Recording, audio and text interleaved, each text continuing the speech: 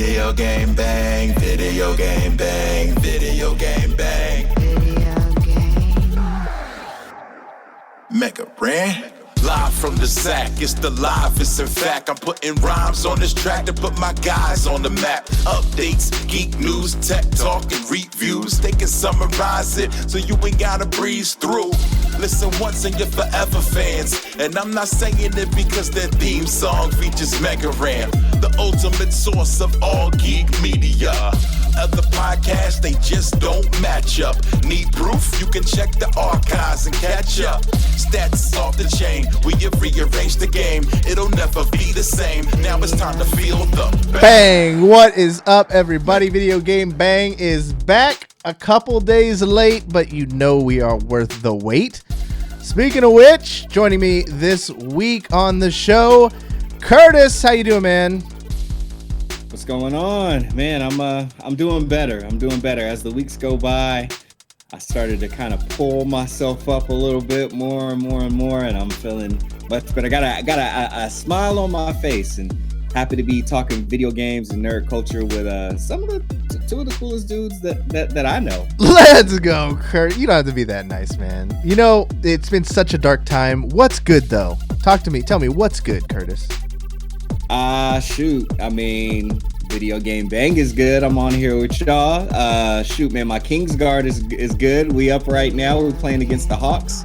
Our former point guard is on that team, and we whipping them up right now again. So that's good. Hey, we got more babies in the world. We got ourselves a small slice of pizza who's been blessing my timeline. So we got a lot of things that are going good. There's no other content. I have no other content of worth besides the baby now. Like when it absorbs my life, and that's all my Instagram is. I said I wasn't gonna do it, and that now I just keep doing it. I didn't want to be that guy, but now I have complete sympathy for those people. And good thing you have the Kingsguard to fall back on, because the Smash community is absolutely in shambles right now, which we're going to get to. Also joining us on the show, we love to have him back. He's been around the gaming industry for a minute, and we love to get his insider take on a lot of the situations, and we've been missing it, and he's back. Taylor, what's going on, man? Hey, super happy to be here. I've been in the game industry since, for 15 years now. All over it. You were a developer. Run everyone through, just in case they don't know, just the one bam, bam, bam. What did you do? Oh, gosh, the bam, bam, bam. The first game I ever worked on was Hellgate London. Absolutely loved it. Moved on to some more social style games, then worked on some mobile games. Left the industry for like a year and a half or so, and started a data analytics company that tracks people who live broadcast video games on the internet. And that's what I'm currently doing still for Lightstream.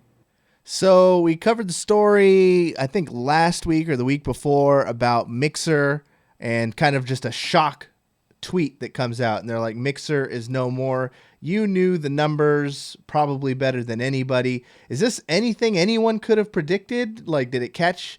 Like, people like Slasher in the community have been making jokes for weeks. Ninja has been the butt of jokes for a long time. There's no viewership on Mixer, and he's always kind of defended them. And then it turns out, oh man, maybe there was a little bit of fire with all that smoke. What was your take? Yeah, so I mean, Twitch is just this behemoth, right? If you looked at how many people were live broadcasting across the few major platforms, Twitch was the lion's share of it. I mean, at any given time, Twitch probably has between like 40 and 60,000 live broadcasters. That's a considerable number of people. Whereas Mixer was cruising around like 5,000 to 8,000 depending on time of day. Which is really good still. It still gave it a nice second place. I don't think there were really any signs that it was going to be going away. Certainly not as abruptly as the announcement turned out to be. It was definitely a shock to those of us that work with Mixer. I mean, we were working on stuff at Lightstream with Mixer, and we found out on Twitter, just like everybody else, that a large portion of what we do is going to be going away. Like it's just not part of our business anymore because Mixer's gone. Yeah. Yeah, it was definitely weird. Viewership numbers, of course, it was much lower than Twitch. I mean, if my grandparents know what Twitch is, but if I said Mixer around them, they'd have no clue. And this is like the industry that I work in. Yeah. So if they don't even know, and it's something that I work in, like it's, I can imagine that it makes sense that Twitch would have just like so many more average viewers. Everyone's been like being an armchair analyst about the situation, saying, well, if only Mixer had done X, Y, and Z, we'd be in a whole different situation. If only Mixer didn't pay Ninja $100 million to do stream, and would have given that money to all the little guys, we would have been in a whole different spot. Do you have an opinion on where you think Mixer made their crucial mistakes? And do you think it had to do with Ninja? No, I don't think it had anything to do with Ninja. I think acquiring the Ninja and Shroud community, I think it was a good move. I wouldn't even begin to know what like a good price for those two behemoth streamers would be. Apparently, Microsoft felt that the number was ridiculously high. Good for them for getting it. Yeah. But no, I don't think $100 million would have saved Mixer. These platforms are incredibly expensive to run, especially when you're one of the larger ones. And $100 million isn't going to turn around something that was probably not growing at a rate that Microsoft was comfortable with. I do believe that they posted financially that they were on track for the best year ever for Mixer. So it's not like they were on this crazy downswing or anything like that. It's just my assumption is that it just wasn't growing at a rate fast enough for them. So one last thing on this before we move on to our first story. You've been keeping track of the aftermath, and there's this huge pool of streamers now who are just in no man's land. Mixer obviously trying to push people over to Facebook. A lot of them, I think, settling back in the old comfortable Twitch. What have you noticed so far just with viewership? And, Twitch, although had tons of creators, now you're throwing WCW back in the WWE. You know what I'm talking about? You have all these personalities who built their name outside, and now they're kind of returning back. Are they rising back to prominence largely, or are they just kind of business as usual? Yeah, so there's a few people that I personally know that I've been tracking. I'm waiting until Mixer shuts down to do like a larger analysis on this, because some people are still just riding that wave of Mixer before they switch platforms. I mean, they've got just over a week left, right? Yeah, a week and a half. So they've got a week and a half left, 12 days before the final day, or 12 days before it ends. So I'm waiting until it's over to really get the full picture. But of the people that I have been tracking that I know, they're actually seeing some success. Now, one of them was previously a Twitch broadcaster and moved to Mixer, saw great success on Mixer, became a partner, and then moved back to Twitch and is now seeing like good growth there as well. And I believe I think she's on track to pass her Mixer numbers in her first month back to Twitch. Okay. Another person, and I'm leaving names out because I don't want to like misrepresent people. Anyway, another person was exclusively on Mixer, was a pretty prominent member of that community, switched to Twitch and doubled his number of subs in like the first week. Interesting. What do you think goes into that? Is it just good content ruling overall, or is there something else to it? I think there was like a wave of people being interested in watching Mixer streamers on Twitch. So like the initial viewership was probably up a lot higher than it would normally have been if they had transitioned organically.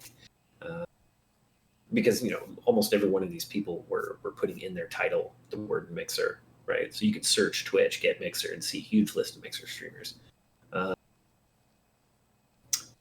Yeah, so I think it was just like the right time to make that transition to like get in on and ride that wave of interest where people were now more interested. Well, following suit, looks like Ninja, who took a little sabbatical after the whole Mixer thing went down. There was a lot up in the air. People wondering where he was going to go. We reported last week that he had updated some of his Twitch profiles, so we knew that wasn't ruled out. But just the feeling in the gut, I think, was that he was going to go somewhere else, just based off of solely how bad the breakup was, I think, originally. But he made his first stream back. The Daily Walkthrough reported, after becoming a free agent when Mixer ceased operations, the mega talent put his first live stream out on YouTube Gaming. The stream hit a peak concurrence of 167,000 viewers. Notably, Ninja has not yet signed any kind of exclusivity deals. He could decide that basically whenever he wants. There was a lot of speculation that it would be today. And it's also possible that he chooses not to sign exclusivity with any platform. So what is your take on that one, Curtis? Where's Ninja going to land? Why did he do this stream with no exclusivity deal? I mean, it's more of a benefit to him. If you just got out of a relationship, a bad breakup, I guess in this case, a good breakup, it's not you, it's me. And I'm going to pay you some money to go away. So, I mean, that's still better than some relationships end, but, you single again, you back on the market, you want to fill yourself out. So I don't know about that, Curtis. This wasn't a breakup. He's a widow now. His spouse has been murdered, disappeared out of nowhere via Twitter. And so there's got to be a bit of grieving, right? I mean, hey, the life insurance policy was so good. You know what I mean? I think he shed a tear and wiped it away with a $5,000 bill, and now he's gonna go paint the town red or purple, whatever he want, whatever the color of his hair is. Yeah, or whatever the color of the next company that wants to give him a fat juicy check is gonna be. I mean, yeah, no point in going out and tying yourself down immediately after that. You got enough money to live off of for the rest of whenever, and you're not hurting for anything. So yeah, just go out and in a way, I feel like it can be good because it's almost like, if he, which I'm sure, we all know, it's a blessing and a privilege. You know what I mean? To be able to put in the hard work and build an audience to where you can play video games all day to make a living.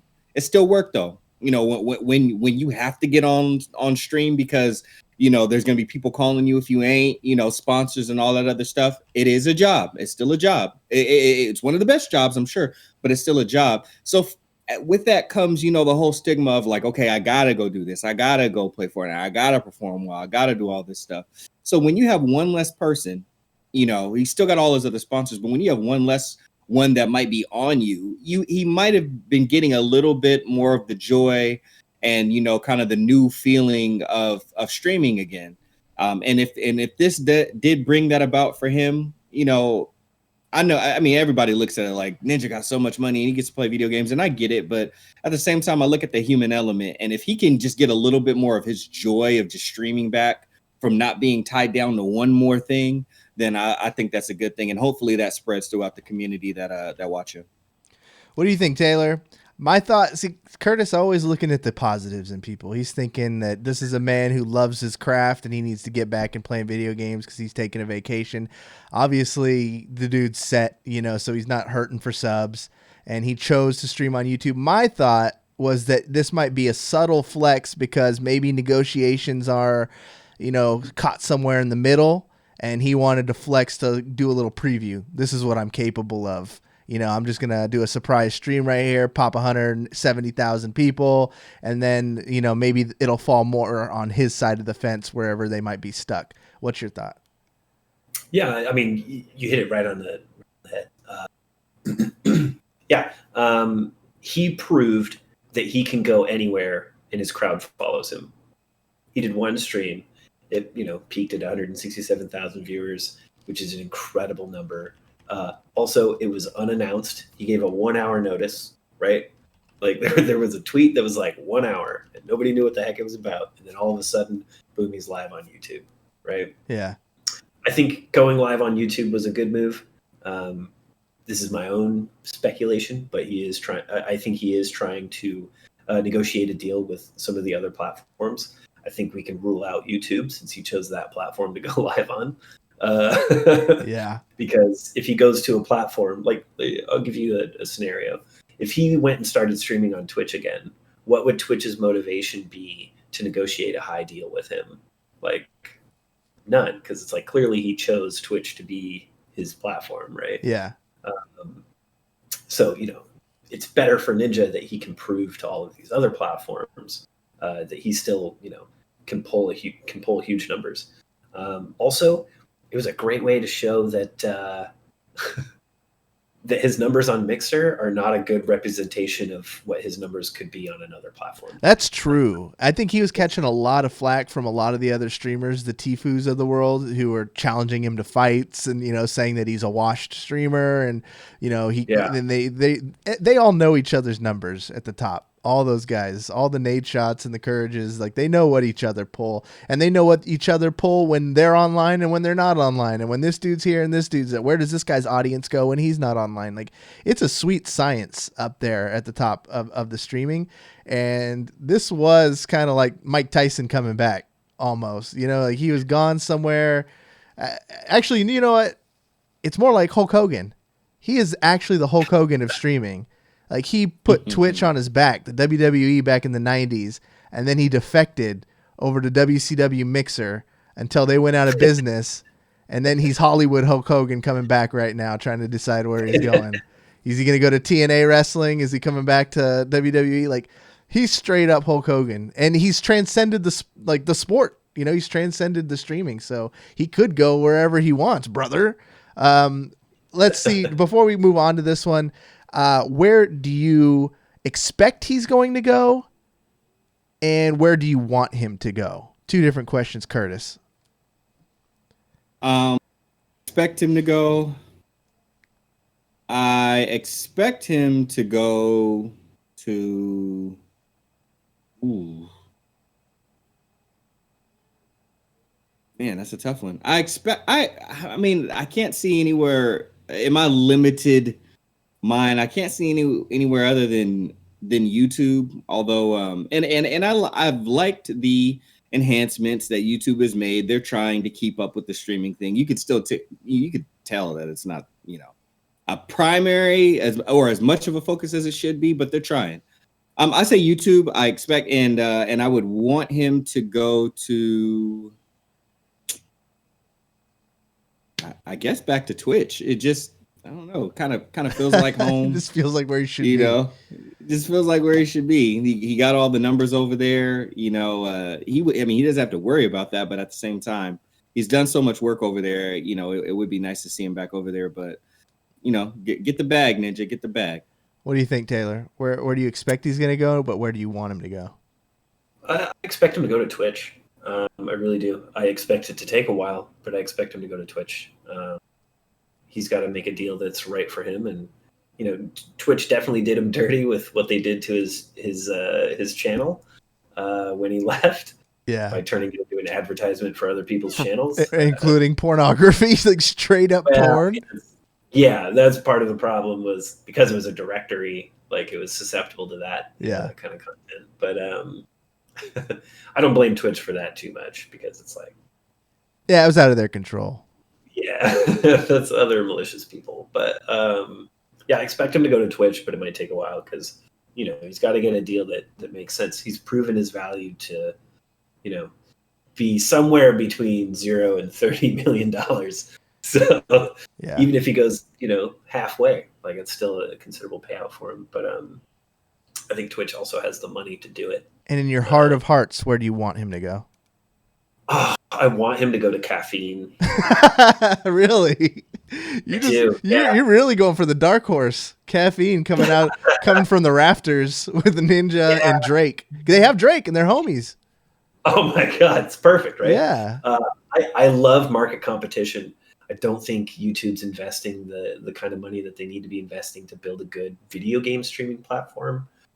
It's already a great live video platform. That should never be in question. But it's just since YouTube gaming got shut down and it's just now, a category within YouTube, it's lost a little bit of its excitement. In caffeine, I love market competition. So caffeine just got a huge infusion of money through, I think, another round of funding. I think they're at like $200 something million in funding so far. So there's some ninja money there. There's definitely ninja money if they want it. Yeah, give him 10% of that. Here, I don't think Ninja would do a caffeine deal again. I think Ninja's it's gonna be YouTube or Twitch. Obviously, I'm not a big brain because of that. I don't think he'll do caffeine. Maybe for the vain reason of just not taking the criticism he had at Mixer, because I see that as a sidestep for him. He would be going to caffeine, which would be the exact same situation Mixer was. Tons of money. He can bring his audience, yes, but he's not going to be drawing near what he can. And I think the Mixer deal did hurt his reputation a little bit in the scene, like with his cohorts. I think, it was a great deal for him and his pocketbook and his family, and his family's family is set up now for life. But I think he took a little bit of hit to his ego. So I think wherever he's going to go to a place where he could pull big numbers and be really extremely relevant. I think YouTube has been really trying to step up their game in streaming video games for a long time, especially through esports with the exclusive deals they had for Counter-Strike tournaments, and now the Overwatch League and Call of Duty League. And so that's why, selfishly, my heart, because being so invested in Overwatch League myself, I would like to see a huge Ninja level streamer bringing more people and attention to the live side. Just from what I've noticed since Overwatch League has moved to YouTube, is while the numbers went down initially, they are on the incline. Like, they were holding pretty steady, I think at like 90K during one of our last matches during the tournament. It was a big number, more than we were used to on YouTube. But the big thing is that YouTube is still dwarfs Twitch when it comes to content being consumed as a whole. Not live streaming, but just content out there. People watch YouTube more than they watch live streaming. And the Overwatch League being on YouTube, native to that platform, has noticed a massive uptick in those viewership numbers. And in a lot of ways, that's just as valuable or important as the numbers of people watching it live, in my opinion. Like, that's still people seeing the matches and being invested, knowing the storyline. Just because they weren't typing Kappa over and over again, or Resident Sleeper in the chat, doesn't mean, they're not absorbing that content. So I want to see Ninja go to YouTube. Next, friendly reminder that Ubisoft's Ubisof Forward event, which is essentially their replacement for the E3 conference we all missed out on, is going to be this Sunday at 2 p.m. Eastern. It's their celebration that's going to include updates about your favorite Ubisoft games and news on what's to come. As a double bonus, if you are watching it live, you will get a free copy of Watch Dogs 2 that's going to be given out during the conference. So make sure you tune into that one. This is the games and things that everyone is expecting.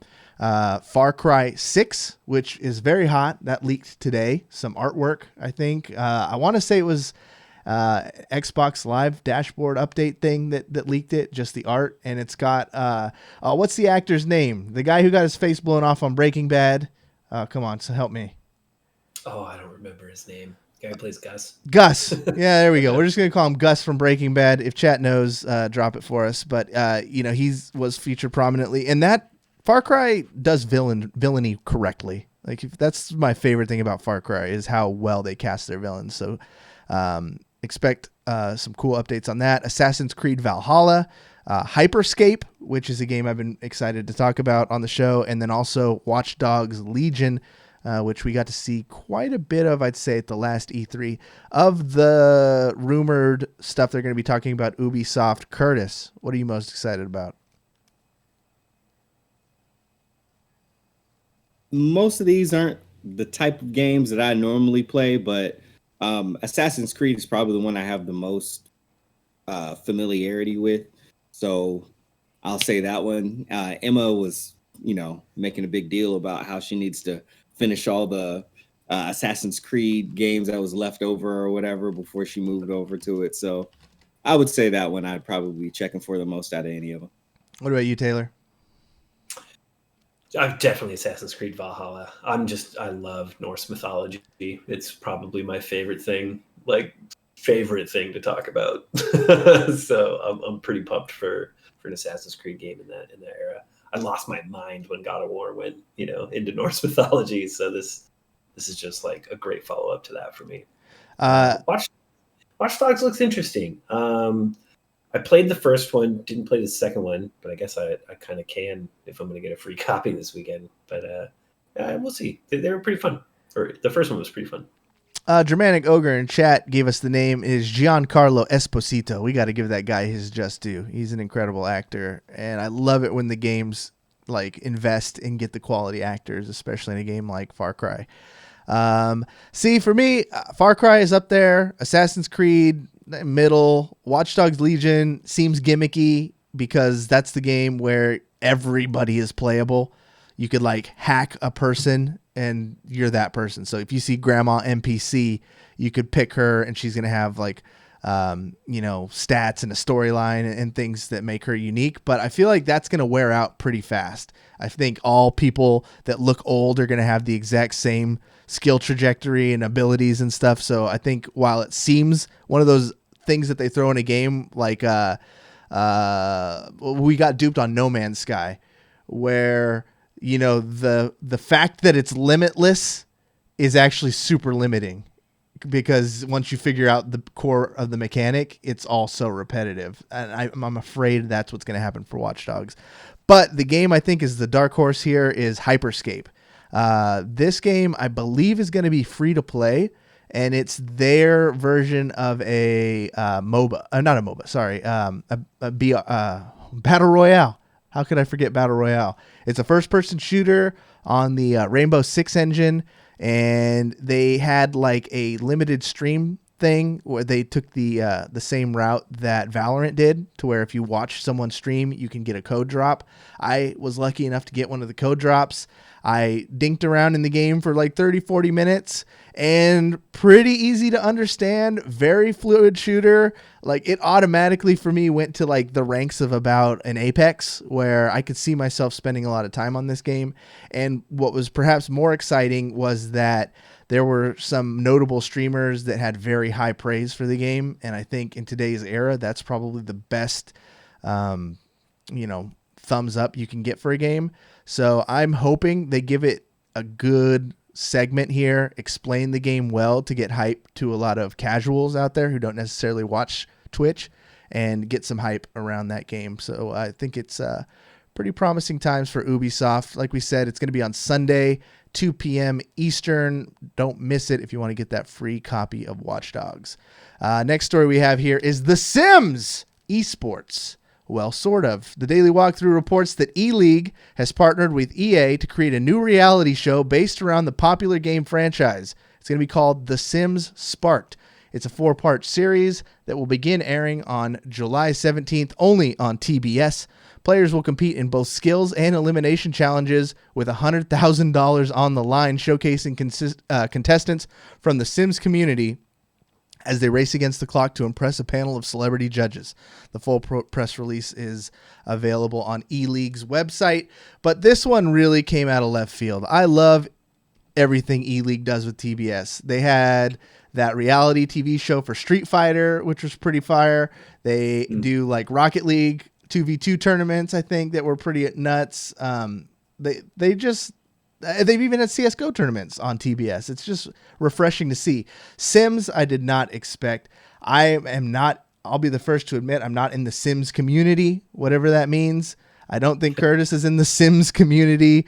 Taylor, have you played around in the Sims community? I haven't played The Sims 4, but if I'm being honest, I own every single expansion there is for The Sims 3. So what you're saying is you're going to be watching this show then, right? I absolutely will be watching this show.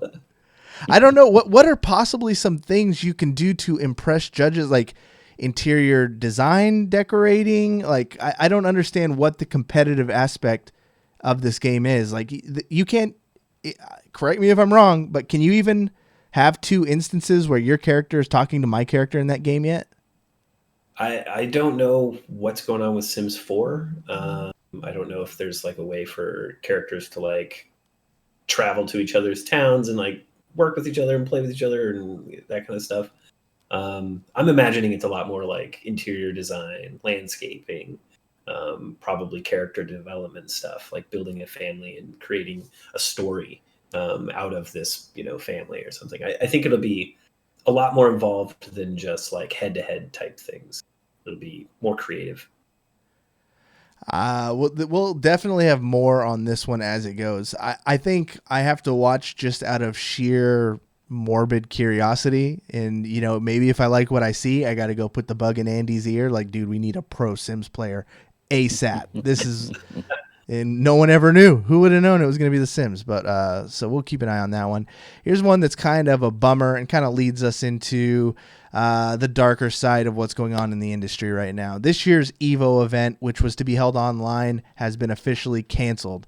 Cancellation comes after co-founder of CEO Joey, what was it? Kular was publicly accused of sexual abuse. Kular has been removed from the company. EVO's full statement can be found on Twitter. So obviously there's been a lot of just people getting exposed for bad things they had done in the past across the gaming industry. It hasn't really been limited to one scene or one profession. Like, it's just kind of been a house cleaning of people who done some nefarious things, and people are out for blood right now. And if you have done something bad in the past, you better expect you're going to get called out on it, and rightfully so. Let's be honest. There's been a lot of these people who have been called out, even in our own backyard of Sacramento, some high profile people just kind of getting busted open, and, things you wouldn't expect they were capable of happening. But this one has major implications because EVO is the biggest fighting game tournament of the year. And it was already a stretch. It was going to go online, and they just decided to throw in the towel after this latest gut punch. What's your take on it, Curtis, being, our biggest tie to the FGC? What do you think?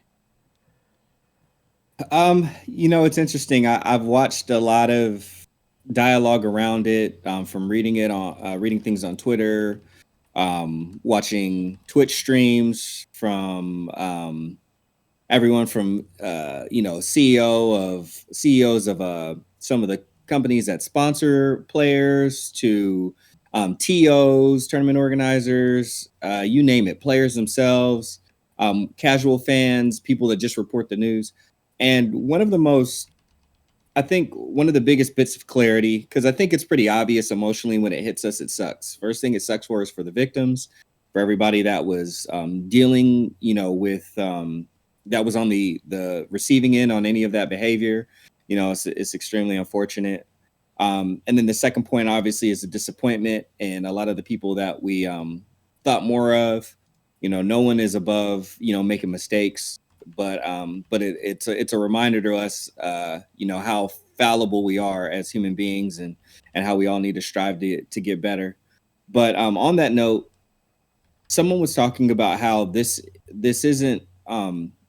Some people are looking at this as the darkest days, but really we should be looking at it that it's going to bring forth the lighter days, because all of the people that were dealing with things and didn't feel like they could speak up, stopped going to certain tournaments and stuff like that, or certain tournaments with certain people because of situations that have gone on. All of that stuff begins to turn around a little bit now. It would be nice to see those people come back if this is something that they really love and got enough joy from, if they can, if they can get to that point where they feel comfortable with doing that. But at least for the next generation of people attending, kids, younger people, or even people that are finding out about it that are a little bit older and want to come, it's going to create a better environment for all of them, a safer environment, an environment with more accountability. And ultimately, it starts to build back trust with the people inside, and also the people interested in the community that wanted to come and donate more funds and, and sponsor more people. So hopefully this is the beginning of just it growing and maturing into something that will be better for all eventually. Yeah, I think you nailed it when it comes to like the overall trajectory. I think there was a lot of stuff I say we as the collective, because anybody who'd watched an esport event or even been to one could maybe see back like, man, we did not create an environment that was foolproof. There was a lot of, especially I feel like the FGC, which was so grassroots, which, you don't have to, it's kind of like those after parties, you see, and realizing, how young that things were, that, the young players were still able to get into these parties, and where a lot of this stuff was happening. When you have a lot of young people, a lot of mistakes can happen. And it's just, we can just jump into it too. The Smash community, like, it's just been ravaged from top to bottom, it feels like. And sadly, it feels like, man, maybe this is why Nintendo never got involved. Maybe that's something that they had saw before, or we definitely didn't do our part in showing why Nintendo should invest, and I think, it set everything back by a large majority. And I hope, the next generation or the next wave of creators and competitors is going to come through very soon. But I think this is, I don't know. I don't know if it's a kill shot for the Smash community, but it's pretty damn close. Do you have any thoughts on what you've seen around the industry, Taylor? I've seen people showing, like, parents of competitive Smash players showing an interest in creating their own communities where it's, managed and ran by the parents of these young competitors. My own COO of the company I work for, his kid is a phenomenal Smash player, but like, it seems like he doesn't feel comfortable with the community, much like it's justified considering what's been going on. But he even tweeted out like, "Hey, let's start something up." As like, I'm looking for other parents that have these like competitor kids, and like, let's get together and start our own thing. Jay Gist and Crystal, friends of all of ours. I know that they expressed interest in doing like a junior Overwatch like league. I think seeing people interested in starting junior esports, I'm not saying that like, kids can't hang with the adults, because especially in Smash, we've seen kids hang with the adults, clearly. Like, they were just crushing it. But I think you can foster the next generation to be better by starting with a good community rather than throwing them in with the adults. I think that's one of the things that, flew a blind eye to me, is because I've been to FGC events for now, a bunch of different games in esports, and even, Evo now. And the Smash community did draw a younger audience and even player base. And I feel like mad at myself for never really letting it click that there's a reason why, traditional sports and just about every other type of competitive regulated outlet needs parental like consent and participation and all that kind of stuff. And there's big prize pools to some of these things. And I think a lot of parents were just throwing their kids on planes, sending them across the country, and, just crossing their fingers for the best, saying, oh, my kid's in esports, he's doing X, Y, and Z, but there was no accountability, and they were depending on a lot of these TOs. And as we're seeing with the Evo situation, like, the TOs aren't necessarily always the most responsible people. There needs to be a board and accountability and, strict, parent outlines and stuff. I hope that in the future now we start treating these more like traditional sports. And, even with Overwatch League and a lot of the other ones, like, you can't play if you're not 18. And that's why there is a need for junior. There are plenty of scholastic, esports things that do the right things. And there's teachers when they do the tournaments and stuff like that. I just think we need to really go through and start regulating these grassroots.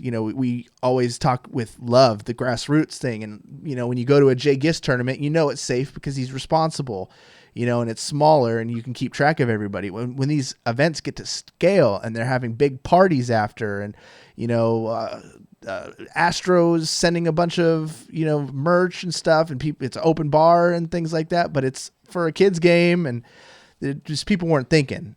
And I think, if nothing else, that's the major change we need to happen. Get the people out, drain the swamp. There's been a lot of bad stuff that's happened. You can Google it yourself. I don't really want to get into specific stories, but going forward, it's not just about weeding out the bad people, because more bad people will come, or there's going to be tons out there who aren't going to get caught. But we need to change the systems now so that they don't allow for this kind of stuff to happen. Curtis, you've been to tons of tournaments and stuff. What's kind of your take just on what's happened and what you think can be done to make it safer? It's going to take more people too, because anything like this, the larger the community, the more need for for people who are basically looking out for people and make sure that things run smoothly. I mean, and obviously it's all to a certain degree, because the unfortunate thing is you can't police every single action and every single interaction and all of that. And all of that. So that's partly why accountability is such a big thing. And this type of conversation is such a big thing, to keep it in the front of people's minds. So when people get in those situations, I hate to say this, but that's part of the reason why we have consequences in life. Hey, if, I shouldn't be interested in doing this thing in any way. But if I'm faced with this situation, I know the consequence. One, it's just not right. Two, I know the consequences. And, and three, I know that there's other people too that are, here and now, since it's on the front of everybody's minds, that's on the lookout for it. So it can't be, I believe the scene will get better. I believe the scene, I don't think it'll be the kill shot. It put it in the hospital, and that's where it needed to go, because it had a problem that it wasn't dealing with. So yeah, Smash community, go get some help. The Smash community needed help, but that's what the Smash community needed all along. It always needed help, and it went from not being something that anybody wanted to see grow to people being younger and making a big push for it. And now that it's turned into this thing, it needs guidance more than it ever did before. So if we can just get more people willing to be the ones that are looking out for people, if we can get more organization, I'm fine with some age brackets and stuff like that. I don't think it'll be such a terrible thing, and I don't think it'll detract too much. But the biggest thing really is to make sure that everybody can be safe. And I say maybe even a year from now, if someone has to step up to say, hey, we're going to be the ones to make sure that it gets done in the most safe way, and then also make it fun to improve that, because the Smash community has to earn the trust back of the FGC and all other gaming communities, while also being an example of, hey, make sure this doesn't happen, because it wasn't just the Smash community. It's not just the FGC. This thing was happening, but if it had to be the Smash community so everybody could be better for it, then so be it. Taylor, one last go. Just final thoughts. Wrap us up on kind of what you think the status of FGC is, and what needs to happen to make it safer.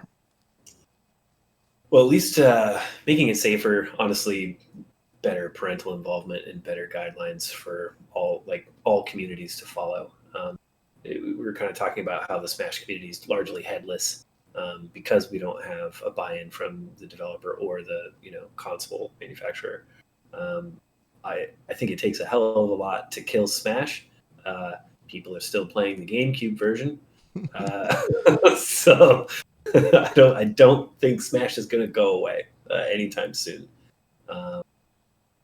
Yeah, I definitely believe that the community as a whole was being very reckless by mixing the younger audience, in how they were mixing the younger audience with the adults, because this wasn't happening on stage. So like the problem wasn't at the competitive level. The problem was at the organization and security level. So I definitely would love to see. I would love to see a group of prominent people in the FGC get together, create kind of an organization that's going to become the gold standard for how tournaments are organized. And heck, if they're just spitballing here, if they're respected well enough, they could become like a certification board where if you're running a tournament and you haven't been approved by this crew, call it like the ESRB of more regulation. Yeah, I mean, if you're going to have younger people playing, like you got to have regulation, right? They're too important. Kids are important, and nobody's future deserves to be destroyed by some reckless people. But yeah, I'd love to see some people really get together and like force change from within.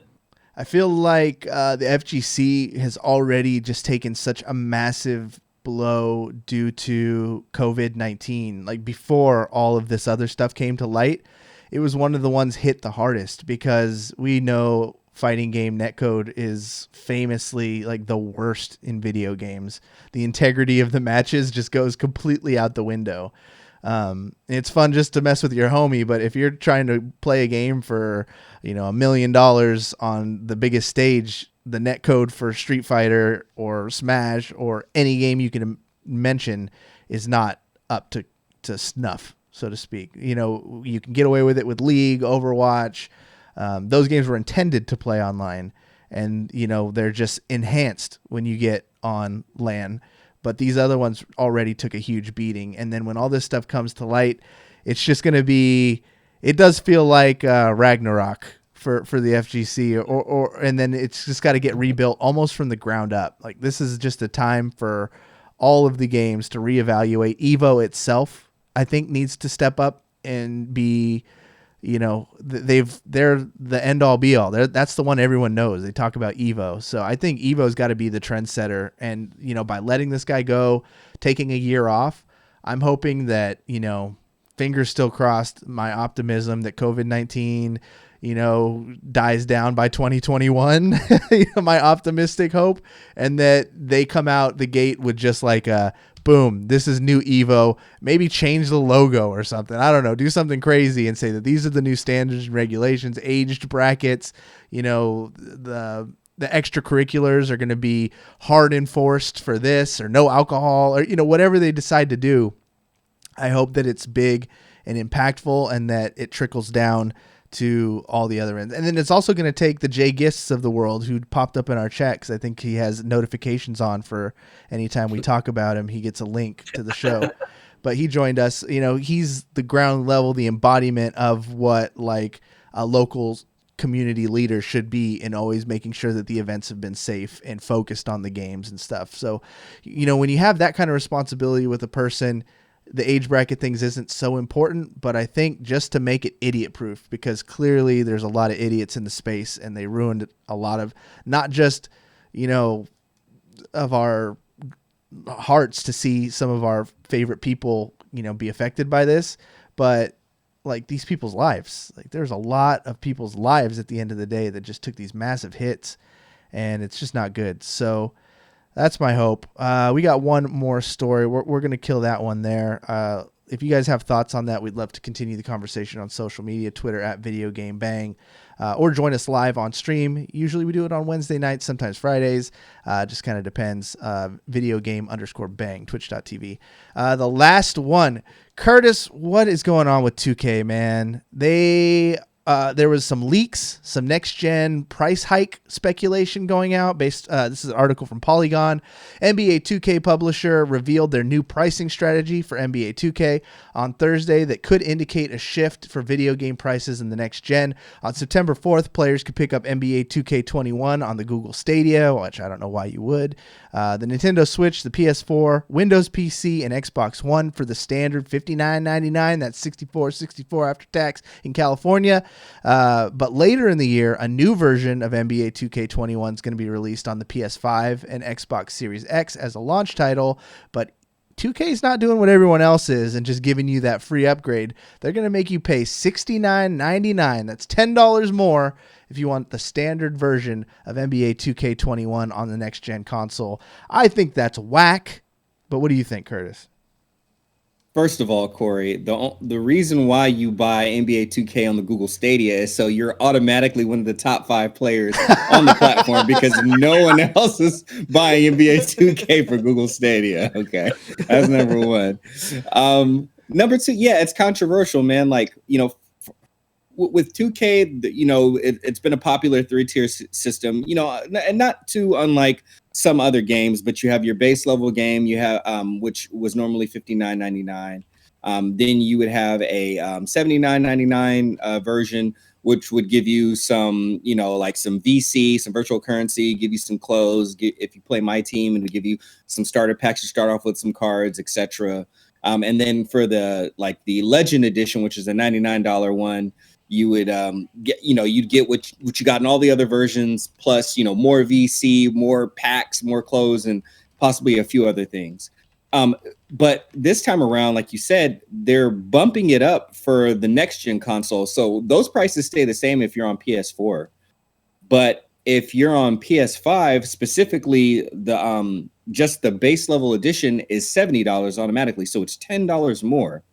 Not only that, you don't get the free upgrade like we were talking about. If you have a PlayStation 4 and you want to get the version that will also run on your PS5 if you get a chance to get it when it comes out, because we know it's going to be selling like hotcakes, you have to pay for the Legend Edition, the $99 version.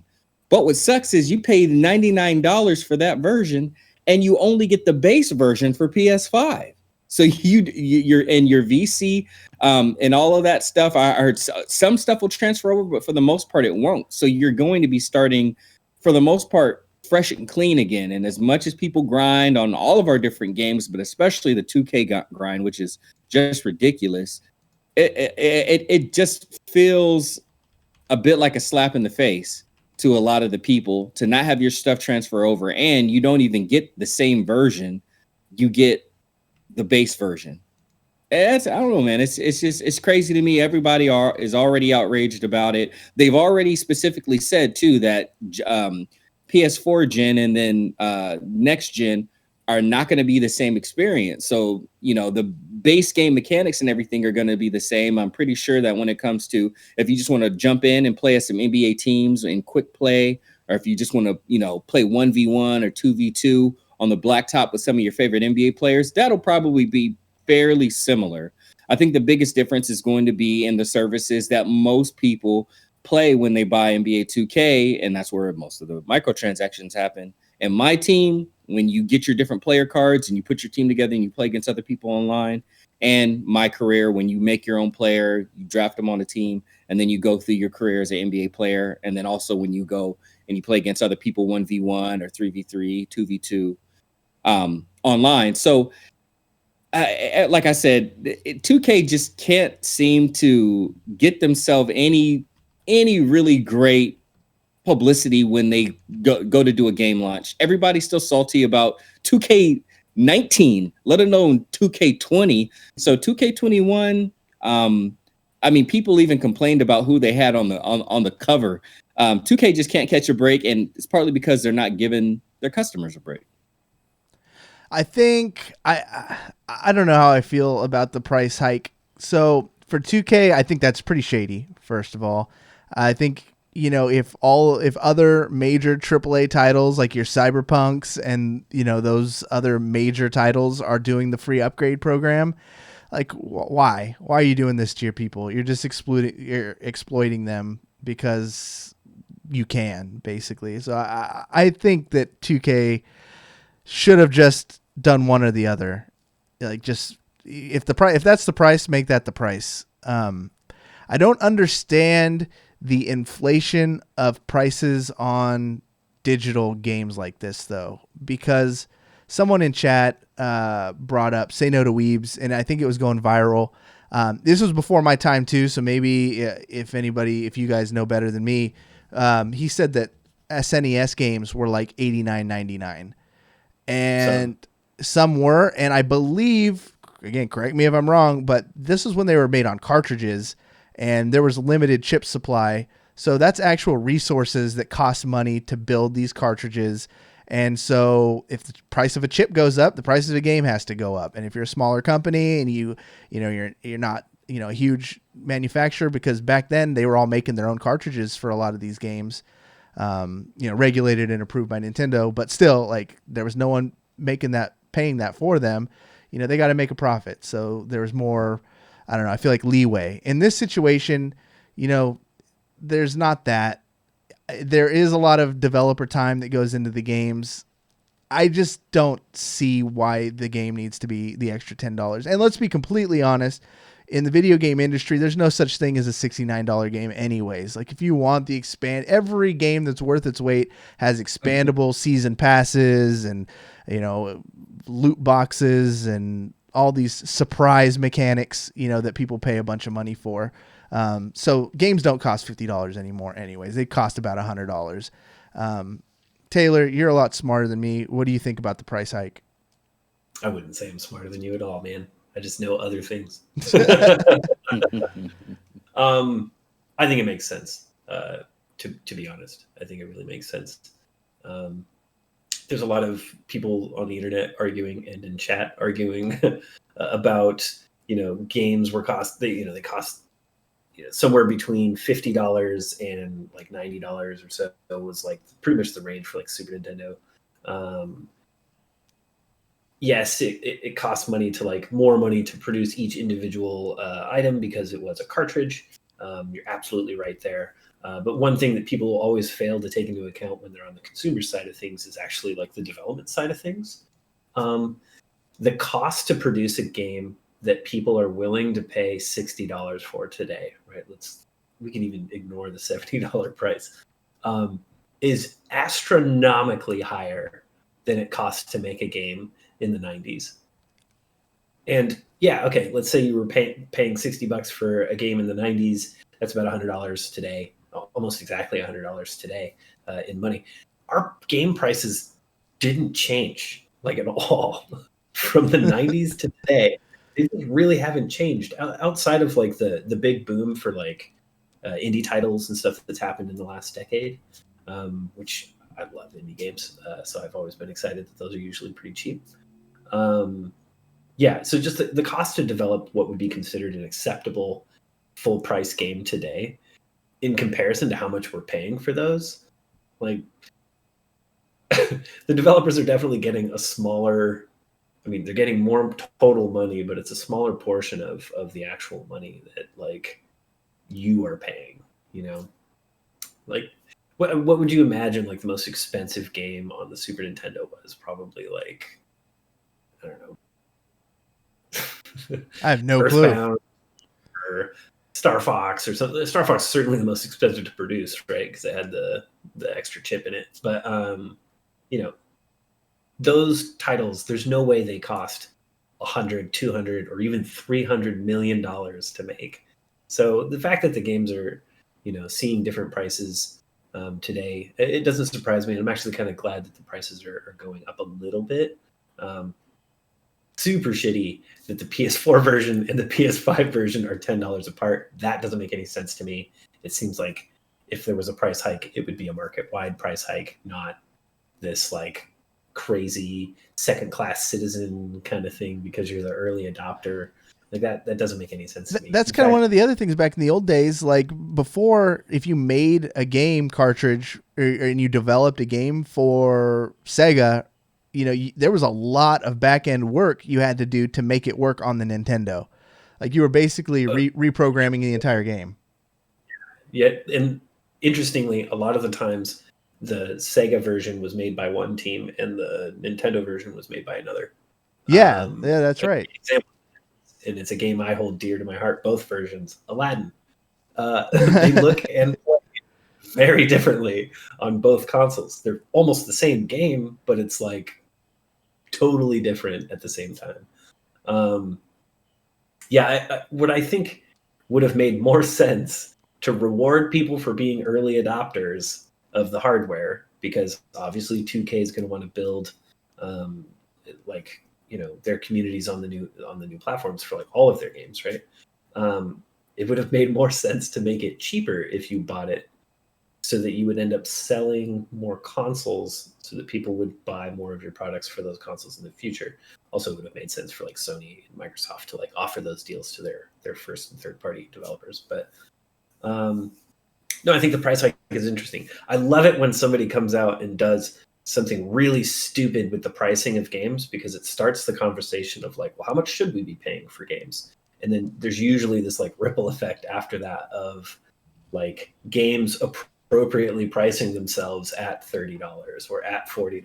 Like you start seeing other games be like, whoa, we don't want to overcharge because look what happened to 2K. Like, Yeah.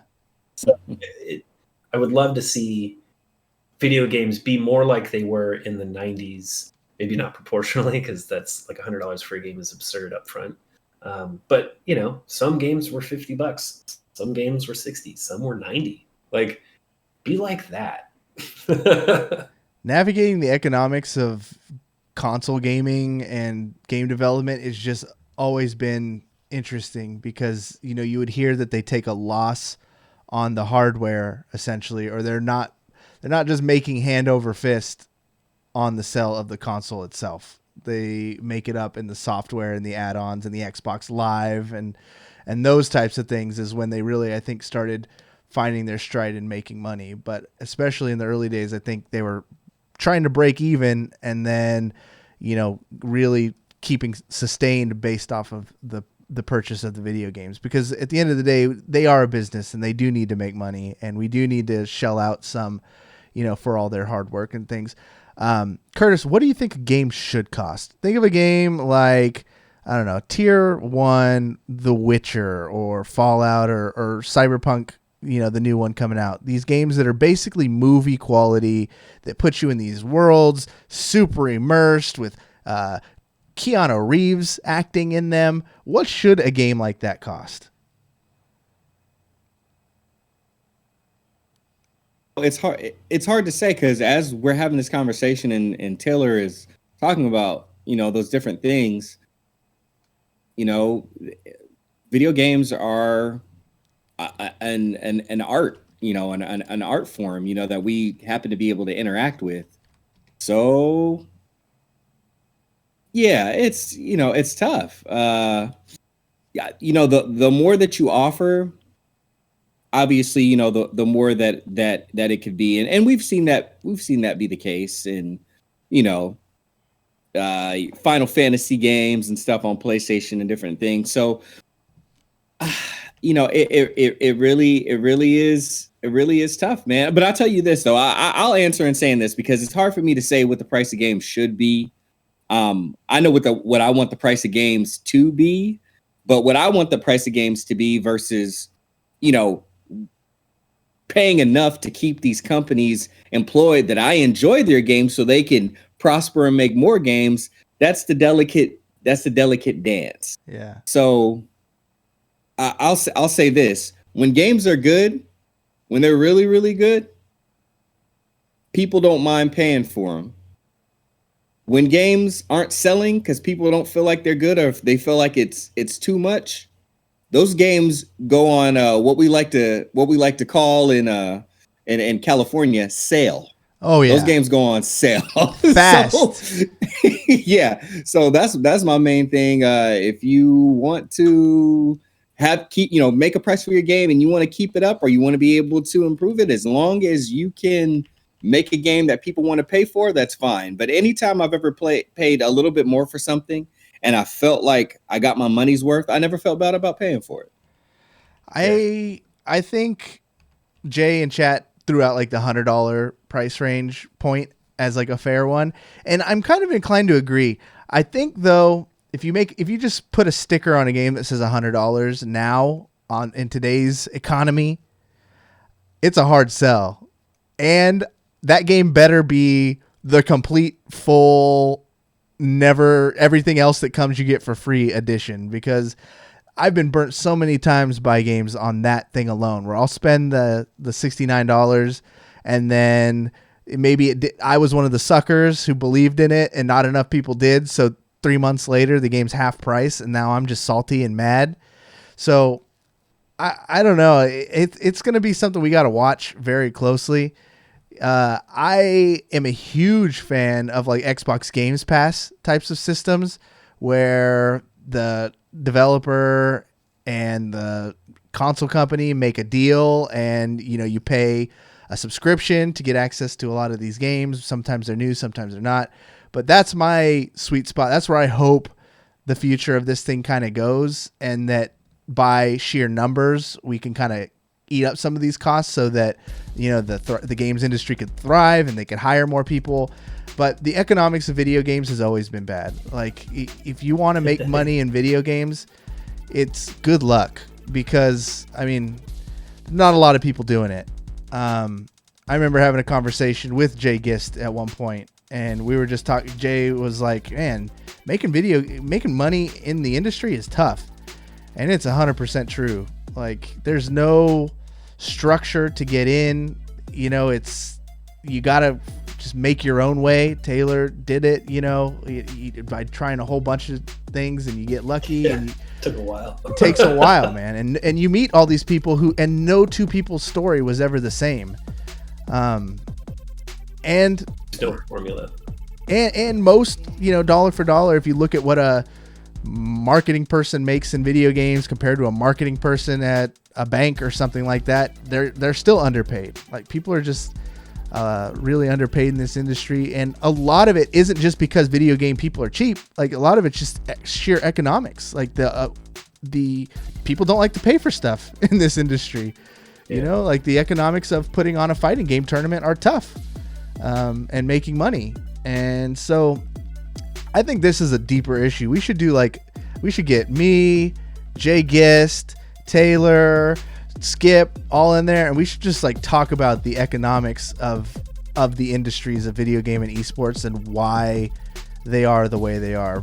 But not enough time on this episode. Curtis, tell me all about the things you're working on. Where can people watch you stream throughout the rest of the week? I'm going to be streaming again starting next week. So you can check me out at twitch.tv/skipandtosh. Streaming on there. And I may be doing a little bit of streaming, reading some comic books too. We'll see. But just follow me on the Twitch Skip. All right. And Taylor, what you plugging now?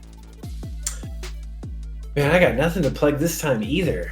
I told you last time, I was like, next time I'll probably have something to plug, but I can't plug it yet. It's been too soon. Well, we definitely appreciate your time, your expertise, as always. I love being on here. Skip holding it down. We will be back next week with more video game bang action. We should have a lot to talk about from the Ubisoft announcement, hopefully. But overall, people, we're in strange times, so we're going to continue to do the show over Skype for the foreseeable future. Why did I say Skype? Why are we shouting out Skype? Skype hasn't done nothing for us. Discord, baby. Discord all day, every day. We're going to be doing the show continually on Discord. Make sure you are following proper procedures, wearing those masks, social distancing accordingly, drinking adequate amounts of water, not being a pervert, just the things that constitute being a good person. Please continue to do those. I know nobody who listens to this show does bad things. Just by the nature, you're clearly great looking, smart people if you listen to this show. So continue just to be awesome. For Curtis, Taylor, my name is Cory saying, you've just been banged.